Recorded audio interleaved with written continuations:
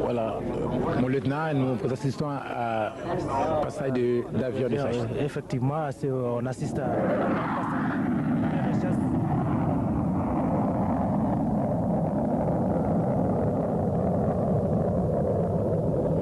Pourquoi il tourne comme une coquille? Il tourne puisque ce sont des figures de combat, si vous voulez. C'est plus précisément, ce sont des figures tactiques. Il va dégager.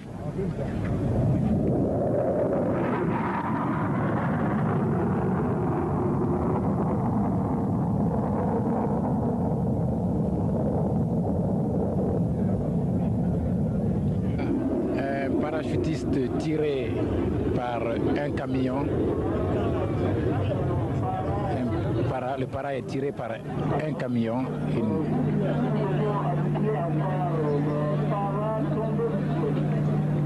Voilà, il se maintient. C'est une innovation dans ce défilé. Une grande corde. Le parachutiste tient 2 drapeaux. Il est tiré par un camion et il passe au-dessus de nos têtes. On est habitué à voir les parachutistes descendre du ciel, mais pas tirés par des cordes. C'est une innovation.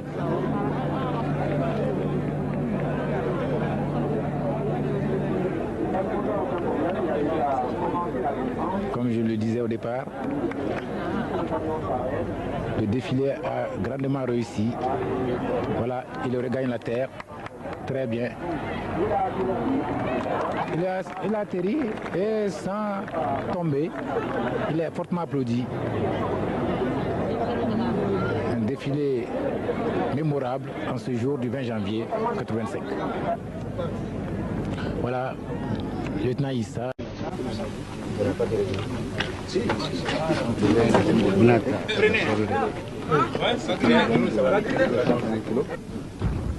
Donc il monte la bombe comme ça, quoi. Oh, oui. Des bombes de 100 kg, 250 kg. C'est une bombe de 250 kg incendiaire qui est en train d'être montée. C'est-à-dire qu'elle peut brûler combien d'hectares, par exemple? Elle peut brûler et détruire dans un rayon de 500 mètres. C'était prévu pour le 27? Affirmatif. Pour le 27. Dans combien de localités, par exemple? Sur 4 objectifs militaires. Lesquels? Des objectifs militaires situés à Dédougou, Tougan, Nouna, Djibasso. Et Djibasso.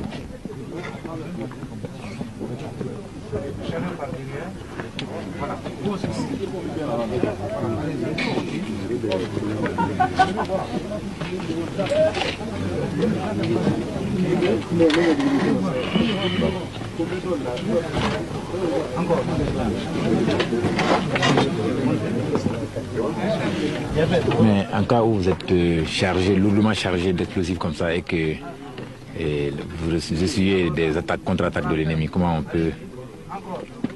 on s'y prend? Contre-attaque, il s'agit de savoir quelle contre-attaque.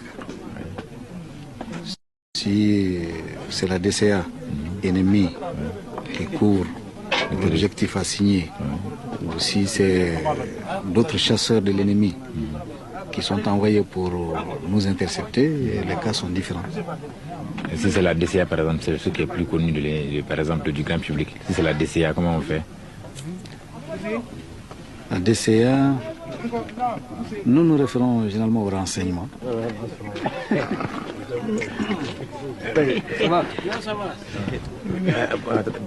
Commandant, qu'est-ce qu'il vient de mettre comme ça, comme capuchon?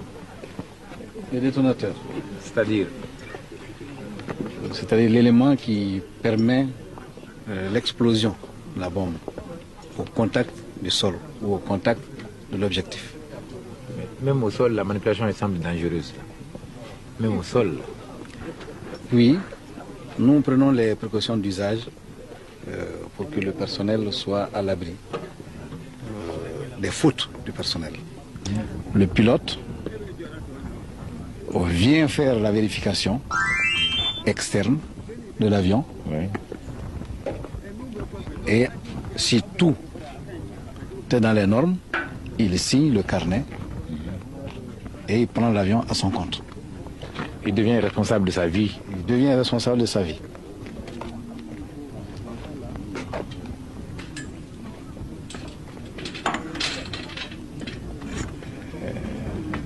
Cet avion de guerre, la vitesse de croisière approximativement, hein? Ici, nous ne parlons pas de vitesse de croisière. J'avais déjà rectifié. Il y a des vitesses de convoyage qui diffèrent selon les altitudes. Selon les altitudes, nous prenons la vitesse la plus économique. Et il est permis de dire que sur cet appareil, il existe une vitesse maximale qui s'exprime en nombre de Mach. Ce n'est plus un kilomètre qu'on parle, mais un nombre de Mach. Cet avion peut voler à plus de 2 Mach, c'est-à-dire plus de 2 fois la vitesse du son. Dans le transport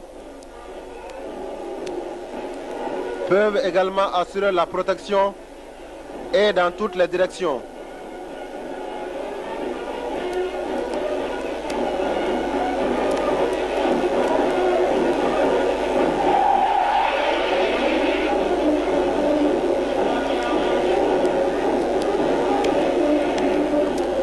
C'est toujours ces engins servant à la fois au transport et au combat qui passent. Il y avait la seconde génération qui a passé et qui est suivie maintenant de la première génération des engins assurant à la fois le transport des troupes, mais également le combat.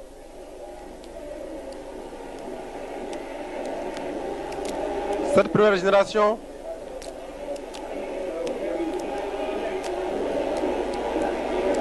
reste efficace, très efficace jusqu'à nos jours.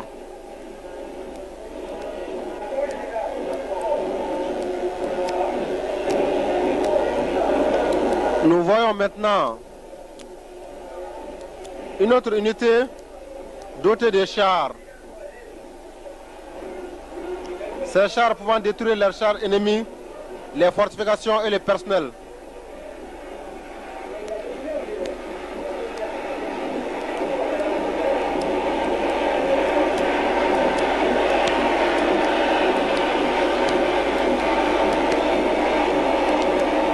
Il est dit qu'au combat, l'ennemi numéro 1 du char reste toujours le char. Les chars suivis d'autres engins assurant la défense anti-aérienne.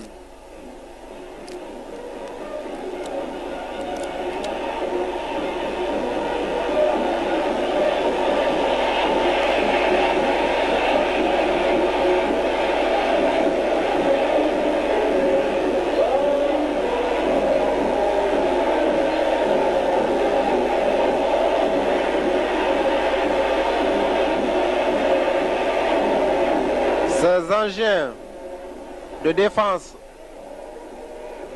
anti-aérienne sont effectivement de la toute dernière génération,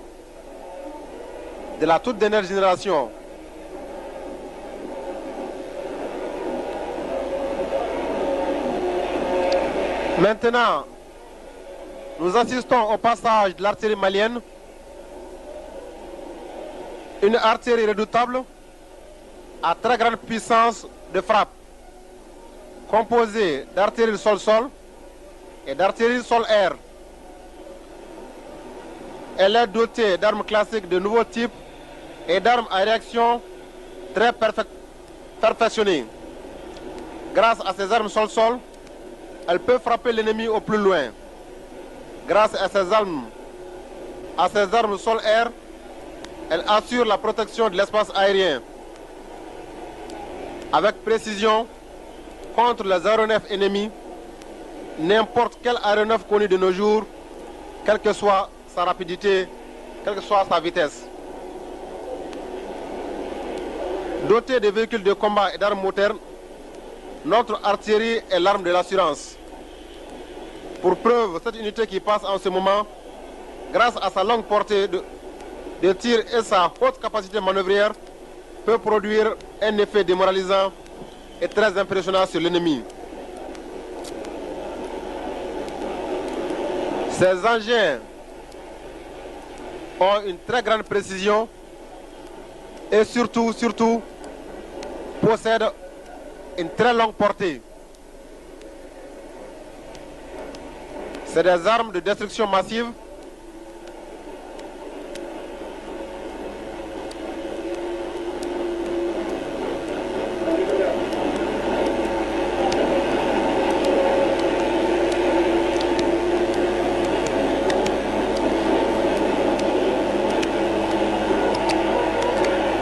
Une autre unité passe maintenant, également utilisée pour la destruction et la neutralisation des forces vives ennemies, des moyens de feu ennemis à découvert, des chars ennemis et autres engins motorisés dans les points de concentration. Sa grande capacité de manœuvre, sa puissance de feu et sa capacité de surprise ont des effets de destruction et démoralisants impressionnants sur l'ennemi.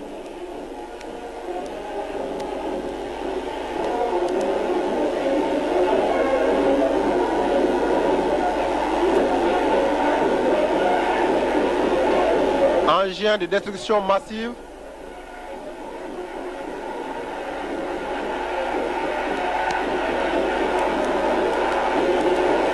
provoquant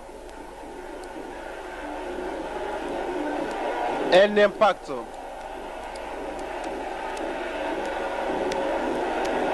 sûrement démoralisant sur l'ennemi.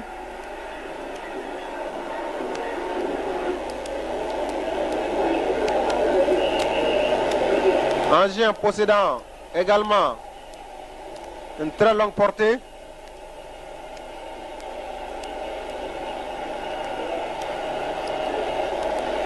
Engin très précis.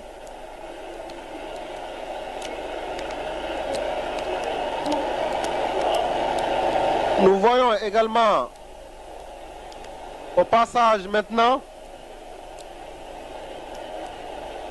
une nouvelle génération d'artillerie de campagne, une arme par excellence effectuant des tirs indirects et directs tous azimuts. Elle assure ainsi la destruction et la neutralisation du personnel ennemi et d'artillerie adverse, de même que les moyens mécanisés et les chars ennemis.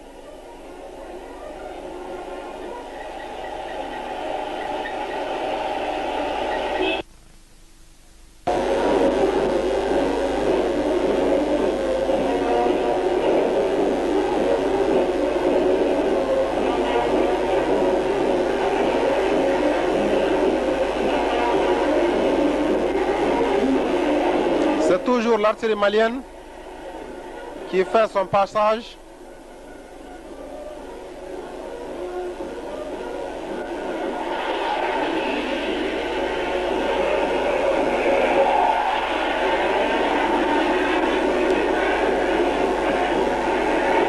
Mon capitaine, vous suivez actuellement le passage d'un avion de chasse.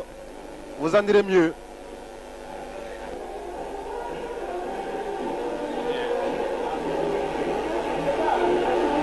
Effectivement, s'agit du passage d'un chasseur intercepteur qui peut également être utilisé comme un chasseur bombardier. Merci mon capitaine. Et tout de suite vient de passer, ou du moins continue de passer, l'artillerie anti-aérienne. Elle est dotée d'armes qui sont des moyens puissants contre les objectifs aériens rapides volant à une haute altitude. Elle peut intervenir efficacement en tir à terre contre les objectifs terrestres légèrement blindés et navals.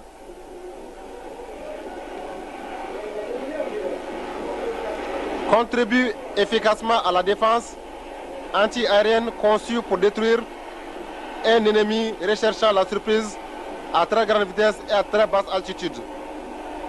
Nous assistons maintenant, mon capitaine, au passage du génie. Génie service, génie arme, vous en direz mieux. Oui, mon lieutenant, effectivement, nous assistons au passage du génie sur engin. Plus tôt, nous avions assisté au passage du génie à pied qui défilait en compagnie de l'infanterie à pied.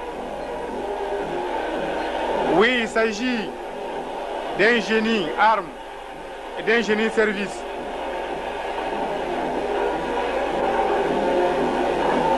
Nous assistons au passage des engins destinés à effectuer des travaux publics et des engins de franchissement. La devise du génie est la suivante: construire, parfois détruire, mais toujours servir.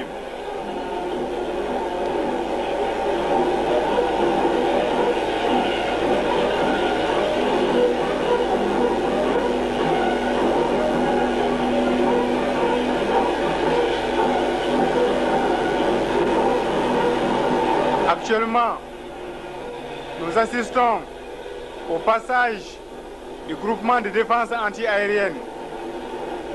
Il s'agit là d'une arme dotée d'engins anti-aériens qui part du sol à destination des objectifs aériens, d'où son appellation d'engin sol-air. En effet, le combat anti-aérien est l'action des unités de missiles sol-air et des troupes radiotechniques de la défense anti-aérienne. Coordonnées d'après l'objectif, le lieu et le temps, il détruit l'ennemi aérien soit indépendamment, soit en coopération avec l'aviation de chasse. Le groupe de missiles sol-air est une arme collective de défense anti-aérienne très moderne. Oui, mon lieutenant, le meilleur ennemi de l'avion, c'est l'avion lui-même.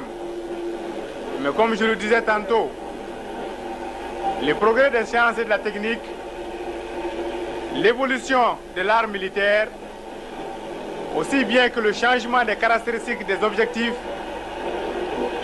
ont permis la mise au point de ces engins qui sont capables, autant que les avions eux-mêmes,